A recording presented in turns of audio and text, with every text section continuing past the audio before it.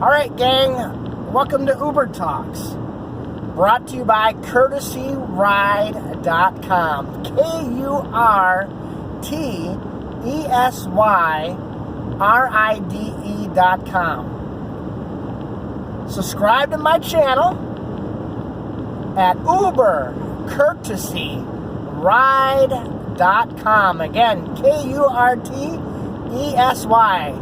So hit that like button, ring that bell, and subscribe to my channel.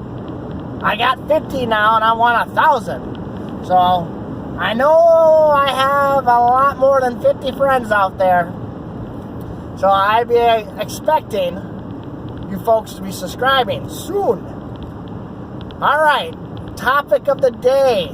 I get a lot of questions. I'm still doing the front lines. In fact, I did a good video on a trucker today, which I'll post later on this week. But everybody now asks me, what's the craziest thing that has happened so far while you've been driving? I have multiple stories. So this is going to be, I haven't thought of the title yet, but it's going to be episode 1. And it's going to be on some of my craziest drives. So let's go to one of my first crazy rides. No, it was my first crazy ride. And remember, I was new at this. And remember, 99% of the people are phenomenal, but 1% are crazy. And then 0.0001 are nuts. And so, but anyways. So here's what happened. Usually I start my day at before everything hit, before coronavirus. On Mondays and Thursdays, I go from like 4:15 in the morning to about 7:30 a.m. Then I head home, pick up my daughter. My wife heads to work. Then I take my daughter to school at 9. And then I usually go work out at 9:15 to about 10:30. Start Ubering again to about 4 o'clock. 4:30, about 4 o'clock, and then I Uber again. And then I Uber again. And then I will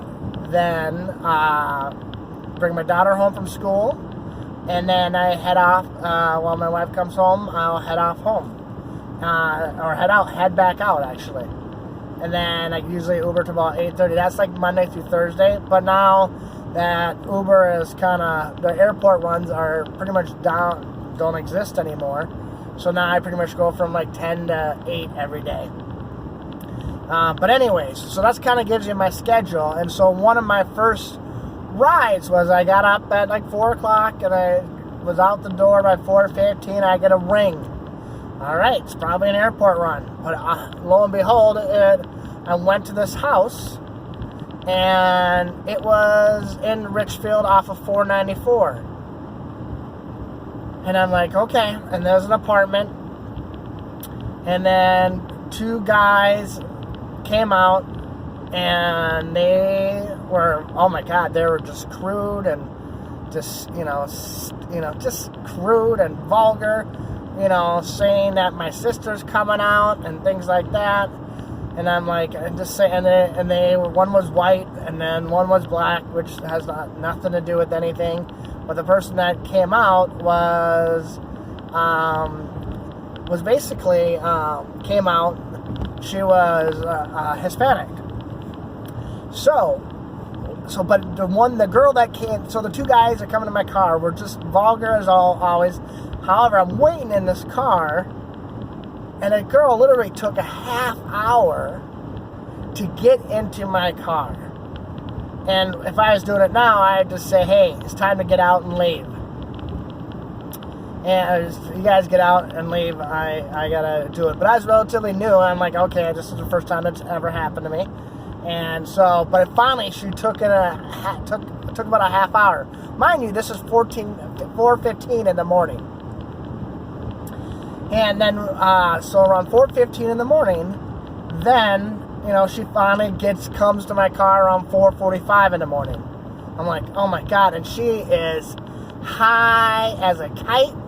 She is on something and she is drugged up. I'm like, great. And so then I'm driving along, and then I'm like, okay, finally she gets in the car, and they're just, it's just, I knew it was uncomfortable.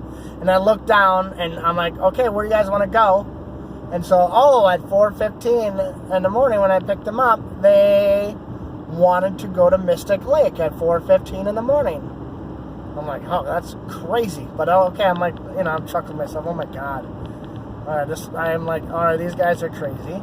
And then, but when she got in the car, I pulled up, getting on the 494, because it was in Richfield. And then she said, oh, can you pull up to that gas station? And so I'm like, okay, I pull up to that gas station. And then, so what happened is she gets in the gas station, and again, one guy's smoking and, whatever, outside the car. And the other guy, I'm like, and she literally took a half hour to get out of the gas station. She was in the bathroom the whole time. I don't know what she was doing. But again, she was freaking high as a kite, stoned out on whatever. And so, and then I'm like, told the other guy who was sitting in my car, can you go get her? And still, she wouldn't come out of the bathroom. So I should have just taken off. But the guys were kind of sketchy. And so I decided to leave the girl. I decided, you know what, I should better just wait and just hope and see if she comes out. She finally came out a half hour later. And again, she apologized, and I'm like, okay, whatever, let's get you to the casino. So I drive them to the casino and drop them off. I thought, okay, great, they're out of my car. Now I driving the rest of the day, and then all of a sudden that night I look down and I see a phone in my car. I'm like, okay. And I see a phone in my car, and I'm like, someone's going to bound to call me back. I had no idea who it was. And so the next day, the phone rang. I picked up, and it was a girl, and she says, can you bring I need that phone, can you bring it over? And again, I had no idea who it was. And I'm like, I said, there's going to be a $15 charge for you to bring it over. And at the time, I didn't know that you had to go through Uber or Lyft. But I'm like, okay, just pay me $15 cash.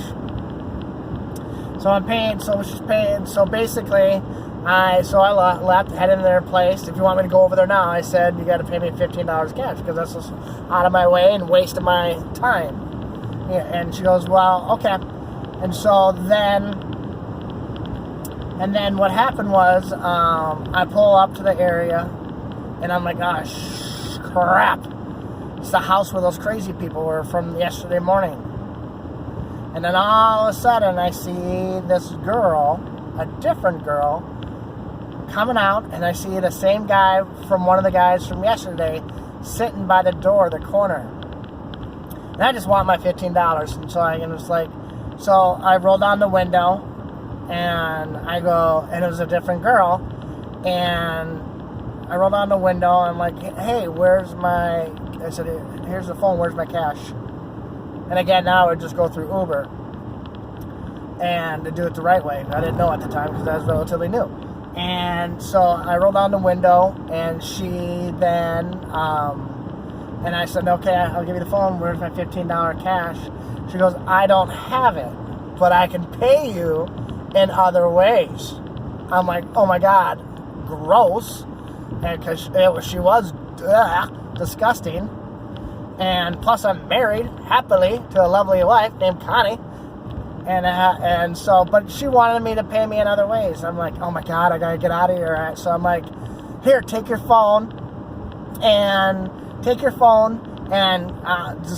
I gotta go. So I gave her the phone, and I'm like, then I gave her the phone, and I took off, and I'm like, oh my God, you know what that was?